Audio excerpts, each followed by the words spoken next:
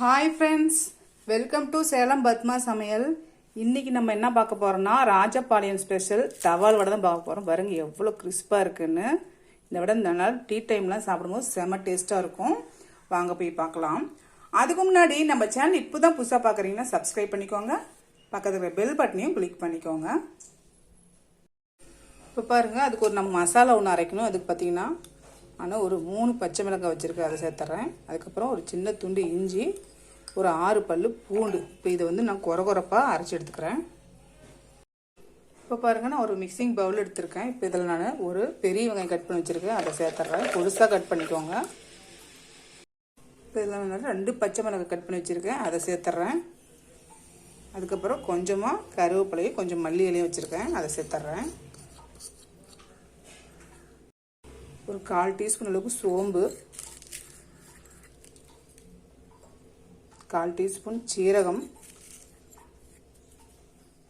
1/4 teaspoon பெருங்காய பொடி. இப்போ இது நல்லா பெசரி விட்டுறலாம்.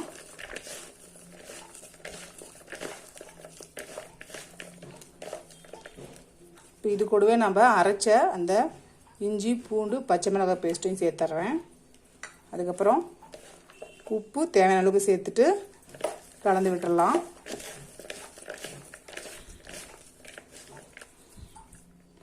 இப்போ இதில் நான் 1 கப் அளவுக்கு கடலை மாவு வச்சுருக்கேன், அதை சேர்த்துட்றேன். அதுக்கப்புறம் 1/4 கப்பு அரிசி மாவு, 1/4 கப்பு மைதா. இப்போ இதில் நான் சுட வச்ச எண்ணெய் ஒரு 2 டேபிள் ஸ்பூன் அளவுக்கு சேர்த்துறேன். இப்போ இது நல்லா மிக்ஸ் பண்ணி விட்டுடலாம். இப்போ தண்ணி ஊற்றி கலந்துக்கலாம்.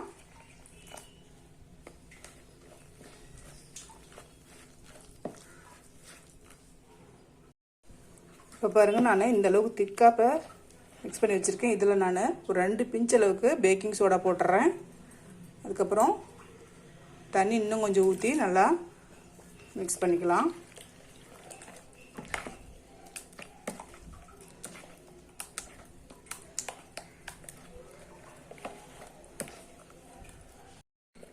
இது பாருங்கள், இந்த அளவுக்கு திக்காக இருக்கக்கூடாது, மொண்டு ஊற்றுற அளவுக்கு இருக்கணும். அதனால் நான் இன்னும் கொஞ்சம் தண்ணி ஆட் பண்ணி கலந்துக்கிறேன்.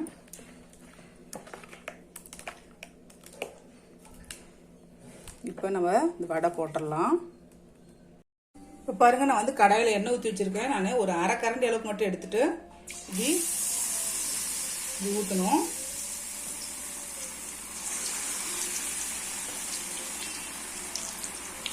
இது சாப்பிட்றதுக்கு ரொம்ப டேஸ்ட்டாக இருக்குங்க, நல்லா கிறிஸ்பாக.